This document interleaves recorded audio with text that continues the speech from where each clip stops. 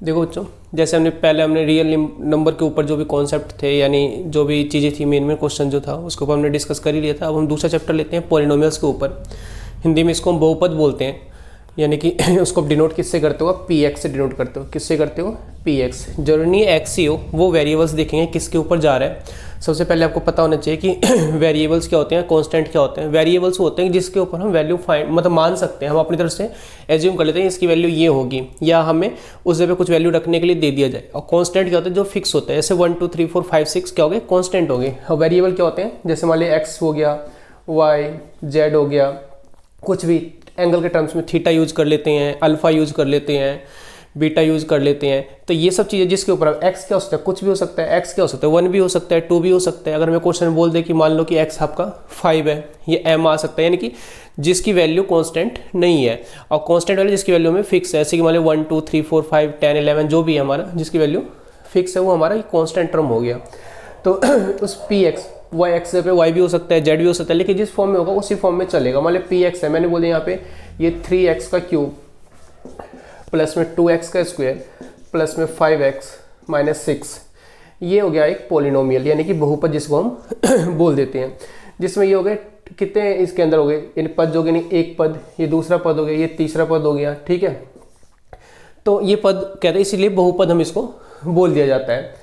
अब यहाँ पे क्या करना है कि किसी भी पोलिनोमियल्स का जो हाईएस्ट डिग्री ऑफ पोलिनोमियल्स अगर पूछ दिया जाए, यानी बहुपद का घात जो होता है वो क्या होता है, डिग्री ऑफ पोलिनोमियल्स, तो देखना है कि पूरे पोलिनोमियल्स के अंदर जो सबसे हाईएस्ट पावर है, अब इसमें हाईएस्ट पावर कितना है? 3 है, तो इसकी डिग्री जो हो जाएगी वो कितनी हो जाएगी? 3, यानी इसकी घात जो हो जाएगी वो कितनी हो जाएगी?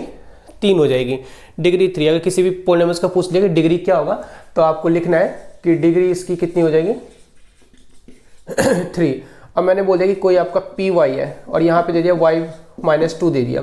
अब यहाँ पे पावर कुछ नहीं है तो क्या 1 होगा। 0 मत मानना है इसको कि कुछ पावर नहीं है तो 0, कुछ पावर नहीं है तो 1 पावर माना जाता है। तो इसकी डिग्री जो हो जाएगी वो क्या हो जाएगी हमारी? 1, यानी घात क्या हो जाएगा?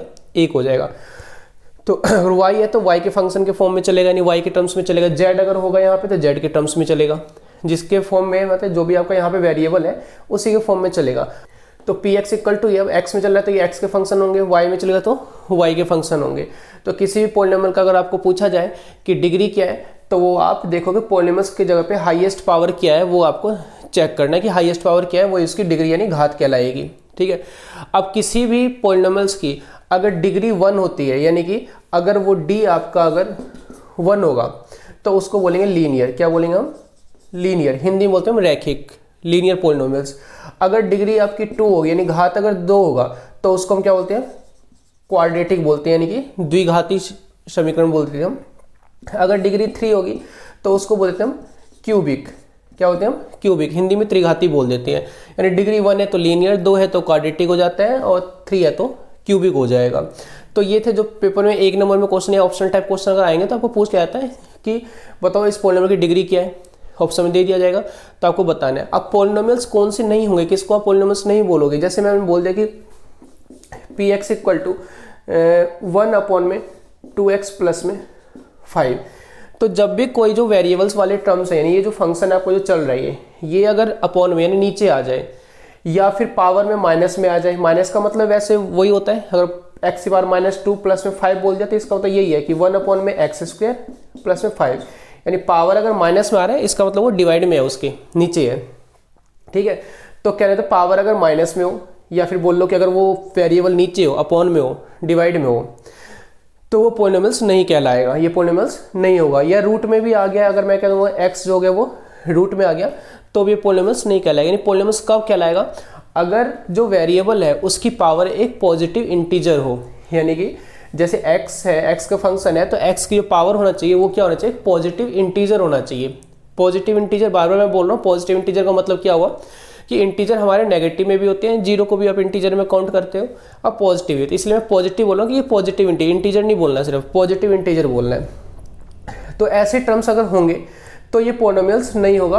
कैसे होना चाहिए? यानी कि जो x की पावर n है, तो जहाँ पे n जो होगा आपका, n क्या होगा? एक पॉजिटिव इंटीजर होगा, यानी n की जो वैल्यू है एक आपका धनात्मक पूर्णांक होना चाहिए। हिंदी में हम धनात्मक पूर्णांक बोलेंगे, ठीक है। तो ये बहुपद का आपको ये समझ में आ गया होगा, जो बेसिक चीज़ें मैं आपको क्वेश्चन करवाने से पहले आपको समझा रहा हूँ कि किसी बहुपद का घात हम कैसे बताते हैं और किस बहुपद का घात क्या होता है तो उसको हम क्या बोलते हैं। ठीक है, अब देखो 1-2 नंबर में एक ऐसे क्वेश्चन आता है कि मान लिया कोई पॉलिनोमियल्स दे रखा है, आपका कोई बहुपद दे रखा है, सिंपल सा क्वेश्चन है, आपको सिर्फ वैल्यू पुट करना होता है। मान लीजिए p-2 की वैल्यू क्या होगी, तो इसका मतलब x पे क्या करना है आपको -2 पुट करना है। कोई भी वैल्यू दे सकते हैं, -2, +2, 3, 4, 5 कुछ भी दे सकता है।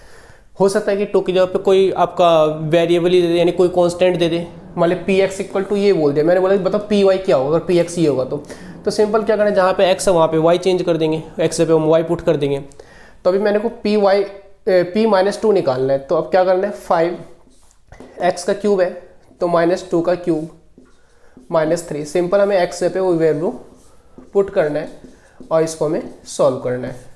ठीक है, तो क्या हो जाएगा, अब देखो -2 का क्यूब क्या होगा तो जब भी कोई चीज़ जो होता है पावर में, वैसे आप लोगों को पता होना चाहिए अगर आप लोग रिवीजन कर रहे हो तो, यानी अगर पावर अगर आपका इवन नंबर है तो माइनस रहेगा और पावर अगर ऑड नंबर है तो माइनस हट जाता है। सॉरी, पावर अगर आपका ऑड नंबर है तो माइनस रहेगा और पावर अगर आपका इवन नंबर है तो माइनस हट जाएगा। यानी कि अगर जो आपकी घात है, अगर घात वो सम संख्या में है तो आपके जो अंदर टर्म्स है माइनस वो हट जाते हैं, और घात अगर आपका विषम संख्या में है तो माइनस रहेगा। ये क्यों रहेगा, क्योंकि 2 की पावर -2 क्या होता है, यानी -2 की पावर 3 क्या होगा, यानी -2 को आप 3 बार मल्टीप्लाई करोगे।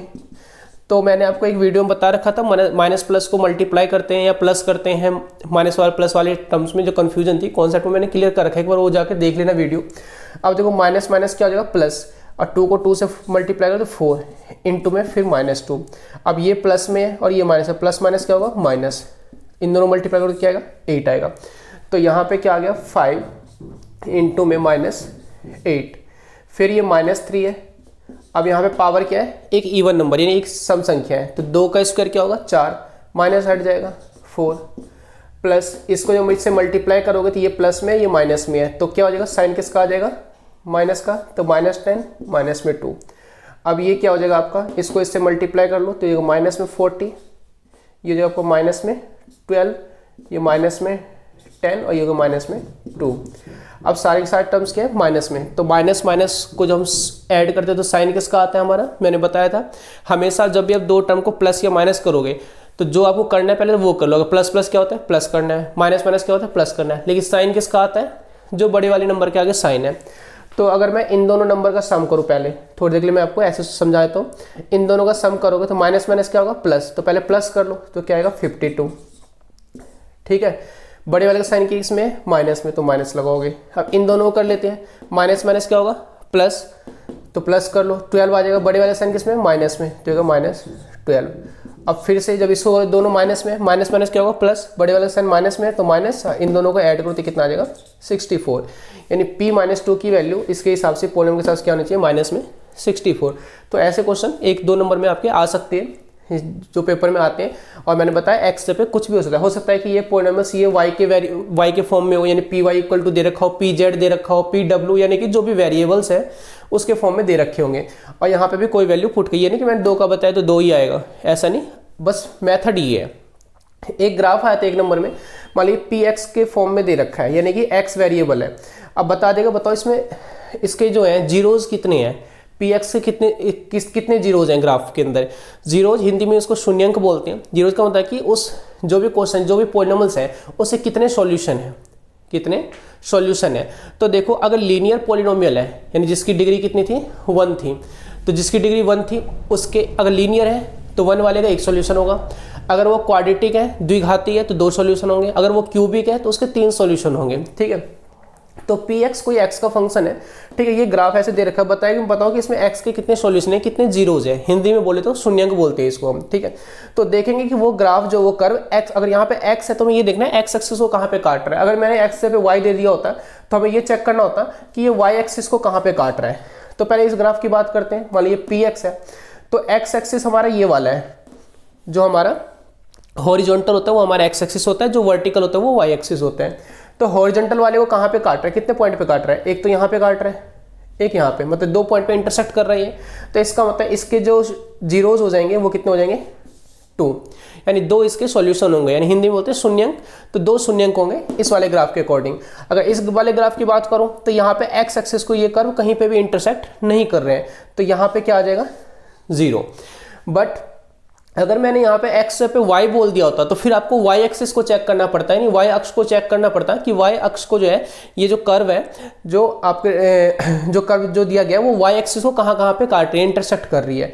तो अगर मैंने px पे अगर मैं बोल दिया होता कि यहाँ पे py है, तो बताओ तब यहाँ पे देखते कि y को कहाँ पे इंटरसेक्ट कर रही है, ये। तो इसके अकॉर्डिंग इसमें तो एक सॉल्यूशन हुआ था, और इसके अकॉर्डिंग भी कितना होता है, y एक्सिस को एक ही पॉइंट पे इंटरसेक्ट कर रही है, इसके अकॉर्डिंग भी एक।